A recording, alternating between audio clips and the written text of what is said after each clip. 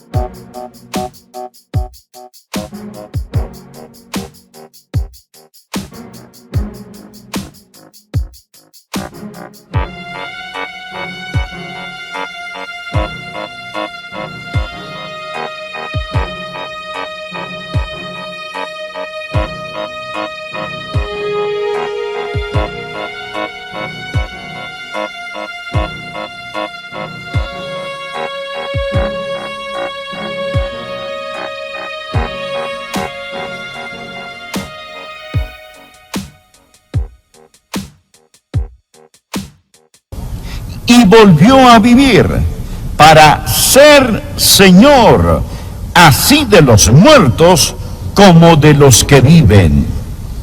Pero tú, ¿por qué juzgas a tu hermano?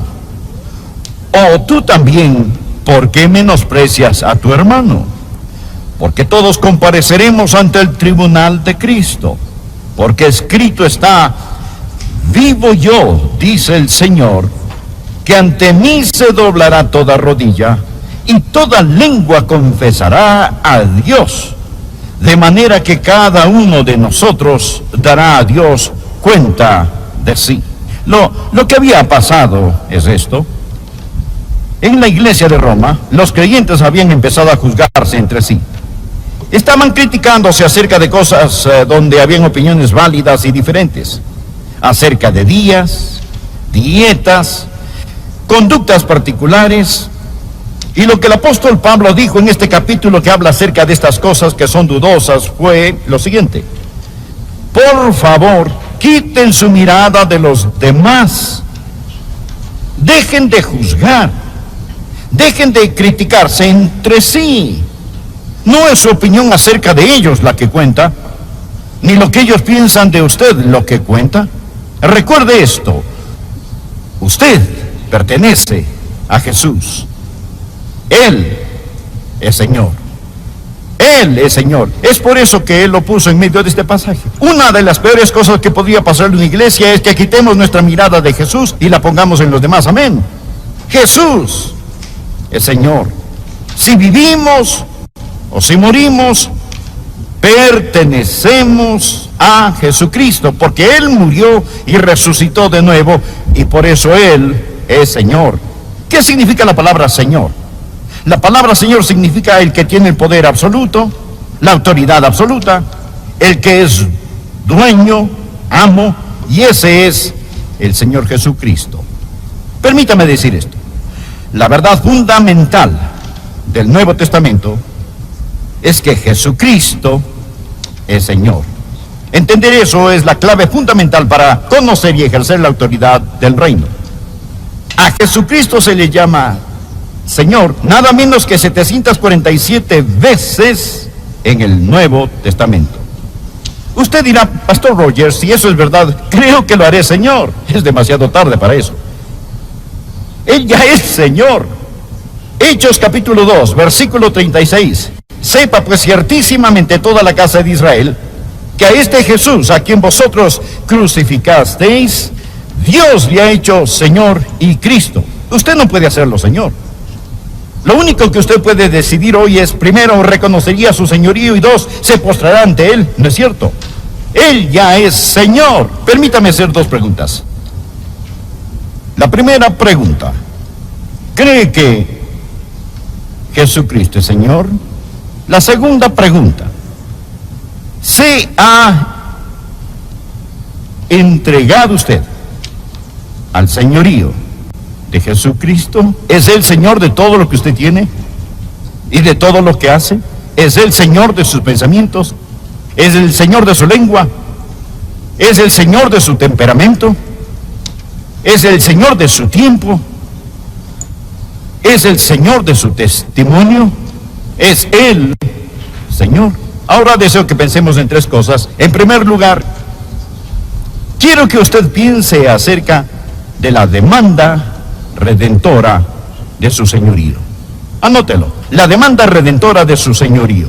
¿Cómo afirma que es el Señor? Porque Él murió por nosotros. Mire el versículo 9. Porque Cristo para esto murió y resucitó y volvió a vivir, para ser Señor así de los muertos como de los que viven. Jesús murió para reclamarnos como Señor. Cuando Él murió por nosotros, estaba redimiéndonos, comprándonos. ¿Por qué es Él Señor? Versículo 9 dice, porque Él murió por nosotros. El sangriento Calvario dice que Él es Señor. Él lo ha comprado. Usted no se pertenece. Él lo redimió con la plata de sus lágrimas y el oro de su sangre. Permita que esta verdad entre en su corazón. Jesucristo lo compró a usted. Lo redimió a usted con su sangre. Y usted no tiene ningún derecho. Escuche. No tiene ningún derecho en lo absoluto de hacerse llamar cristiano si Jesucristo no es Señor de su vida. Ningún derecho. Verá, usted se salva al creer que el Señor Jesucristo es Señor y entregarse a ese señorío. Romanos 10, versículos 9 y 10. Que si confesares con tu boca que Jesús es el Señor y creyeres en tu corazón que Dios le levantó de los muertos, serás salvo. Porque con el corazón se cree para justicia, pero con la boca se confiesa para salvación. Hoy escuchamos tanto acerca de recibir a Cristo como su Salvador. ¿Sabía que eso no es lenguaje neotestamentario? La Biblia no habla acerca de recibir a Cristo como su Salvador. Él es Salvador. Usted recibe a Cristo, quien es también Señor. La Biblia dice, cree en el Señor Jesucristo y será salvo. Usted dirá, ¿cuál es la diferencia? Bien, cuando Joyce y yo nos casamos fue un día maravilloso. Suponga que el predicador me hubiera preguntado, ¿toma a Joyce como su legítima esposa? Imagínese que hubiera respondido, la tomo como servicio doméstico. Tengo la vaga impresión de que no me hubiera casado. Tomo a Joyce, es decir, todo lo que ella es. Verá, yo le dije a ella y a ese predicador, sí, la tomo. Y he pasado varios años aprendiendo lo que hice. Ahora, yo di todo mi ser a todo su ser. No entendía de qué se trataba el matrimonio. Aún estoy aprendiendo de qué se trata. Cuando di mi corazón a Jesús, no entendía de qué se trataba todo. Pero yo no me entregué con los dedos cruzados a mis espaldas. Yo di todo lo que conocía de mi ser, a todo lo que conocía de Jesús. Yo le dije sí a Él. Yo tomé a Jesús y usted también debe hacerlo. Él es Señor. Se lo digo de corazón. Escúcheme. No crea que la salvación es como una línea de la cafetería donde usted dice, hoy tomaré un poco de salvación, pero nada de señorío, gracias. Jesucristo es Señor. Que si confesares con tu boca que Jesús es el Señor y creyeres en tu corazón que Dios le levantó de los muertos, serás salvo. Y usted no puede tener lo que Él da a menos que acepte quién es Él. Él es Señor. Ahora, amigo, uno de los más grandes predicadores ha sido Carlos Haddon Spurgeon. Vale la pena escuchar lo que él dijo. Si el converso declara que él conoce la voluntad del Señor, pero no le presta atención, eso deberá asegurarle que no es salvo. No piensen que el Evangelio es magnificado o Dios es glorificado al ir a los mundanos y decirles que se pueden salvar en ese momento simplemente al aceptar a Cristo como su Salvador, mientras están casados a sus ídolos con sus corazones y sus corazones aún están enamorados del pecado. Si hago eso, les digo una mentira, pervierto el Evangelio, insulto a Cristo, convierto la gracia de Dios en lascivia. No es Cristo y, es Cristo o. Ahora, ¿por qué? Porque Él murió por nosotros, para reclamarnos como Señor. Existe la demanda redentora de su señorío. El segundo punto que quiero que usted note. No solo la demanda redentora de su señorío, sino la resurrección conquistadora de su señorío. Regresa a nuestro texto, mire el versículo 9. Porque Cristo para esto murió. Él murió para reclamarnos como Señor y resucitó. Resucitó para controlarnos como Señor. Existe la demanda redentora y la resurrección conquistadora de su señorío. Él mostró ser Señor, el Hijo de Dios por medio del poder de la resurrección de los muertos. Cuando murió, se entregó por nosotros. Pero cuando resucitó, Él se entregó a nosotros. Y ahora vive en nosotros como Señor. ¿Qué significa eso para usted? Uno, significa su sumisión completa. No puede haber ningún otro en su vida. Ninguno puede servir a dos señores. Jesús no será rey en su tiempo extra, un rey de media jornada con un dúplex de trono. Significa que usted solo se compromete con Jesucristo. Alguien dijo, Él debe ser Señor de todos y va a ser Señor del todo. Segundo, significa que Él es dueño de todo lo que usted posee.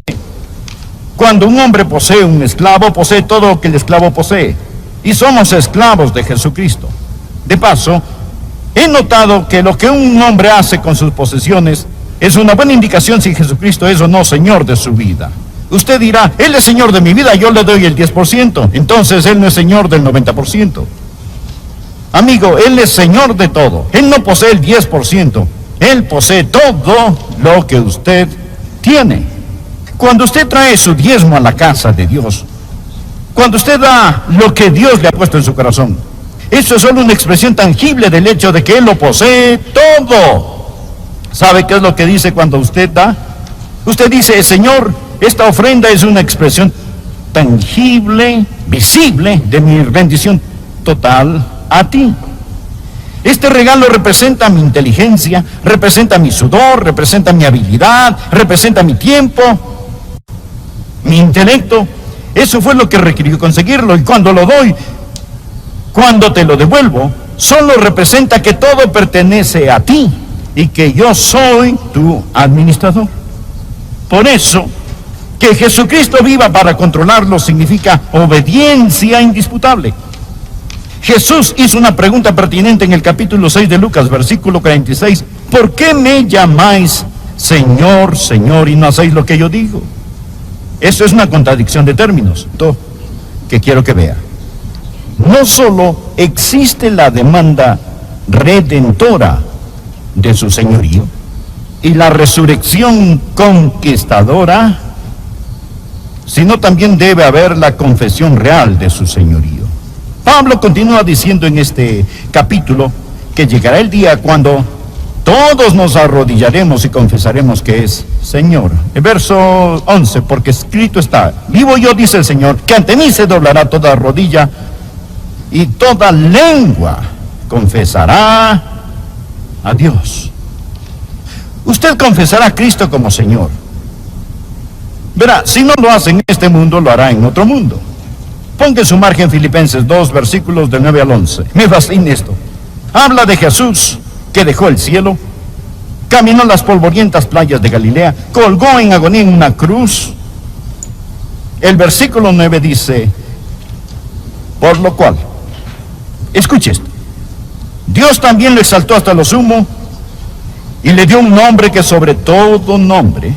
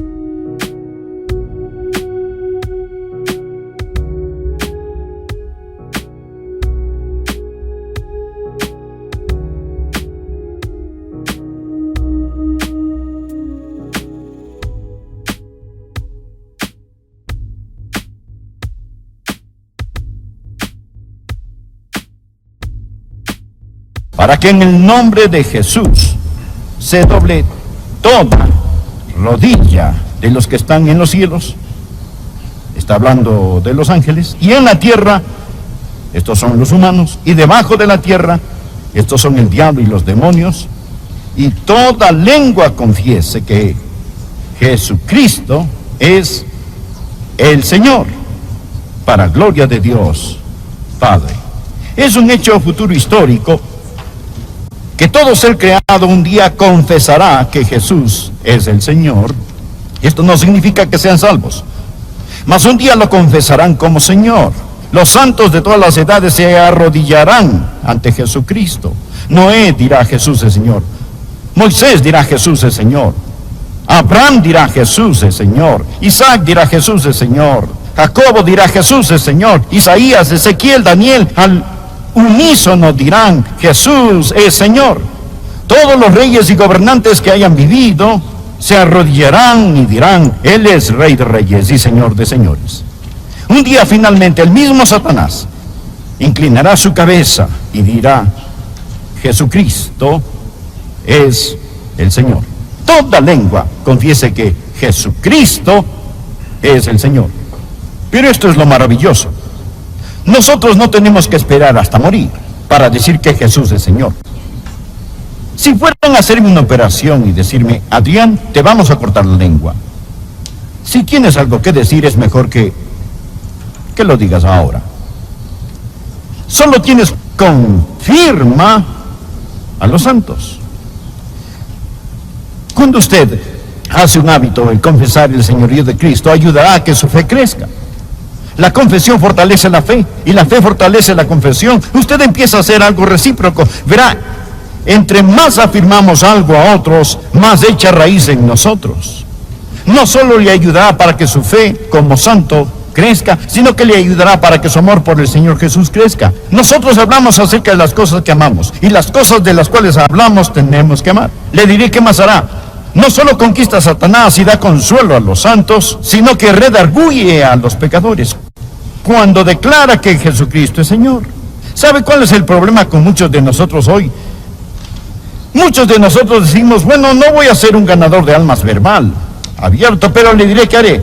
Voy a vivir de tal forma que los que ven mi vida, cuando la vean, quieran ser creyentes. Bien, acérquese. Le quiero decir algo, mi amigo. Ellos no se salvan por su vida, se salvan mediante la muerte de Cristo.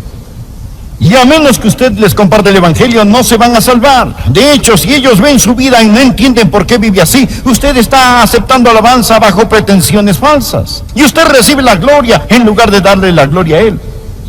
Pero cuando usted le dice a sus amigos, Jesucristo es Señor, y Jesús es el que me transformó, y el secreto de mi vida es Jesucristo, quien vive en mí, entonces, amigos, las personas van a reconocer sus pecados. Escucha, amigos, ¿quieren la autoridad del reino? ¿Le gustaría que Dios vierta su vida y su fuerza en usted? Permítame decirle que la autoridad del reino no es para los rebeldes. Usted nunca será sobre hasta que esté bajo autoridad. Usted debe estar bajo el señorío absoluto de Jesucristo. Y no se avergüence de este, ni le tenga miedo. Uno de estos días toda lengua confesará, toda rodilla se doblará y confesará. ¿No cree que ya es tiempo que lo confesemos? Escucha, amigo. ¿No cree que ya es tiempo ahora mismo que tengamos un servicio de coronación? En este momento, en su corazón y en su vida, doble su rodilla y diga que Jesucristo es Señor. En todo corazón y en toda vida humana existe un trono. Si el yo está en el trono, Cristo está en la cruz. Si el yo está en la cruz, Cristo está en el trono. ¿No le gustaría tener un servicio de coronación y decir, Jesucristo es Señor de mi vida? Y entonces, amigo, cuando usted se enferme y llegue la hora de morir, cuando las aguas de la muerte mojen sus pies, ¿no sería maravilloso decir Jesucristo es Señor? Y cuando suene la trompeta y las tumbas entreguen los muertos y los cielos se abran y el Señor Jesús descienda en toda su gloria, ¿no sería maravilloso levantarse en la resurrección y decir Jesucristo es Señor? Y cuando los redimidos de todas las edades estemos juntos alrededor de ese trono y los ángeles, los principados y los poderes se postren ante Él, ¿no sería maravilloso? ¿No sería maravilloso unirse a todos esos redimidos y mirar al que tiene las manos con las cicatrices de los clavos y confesar, Él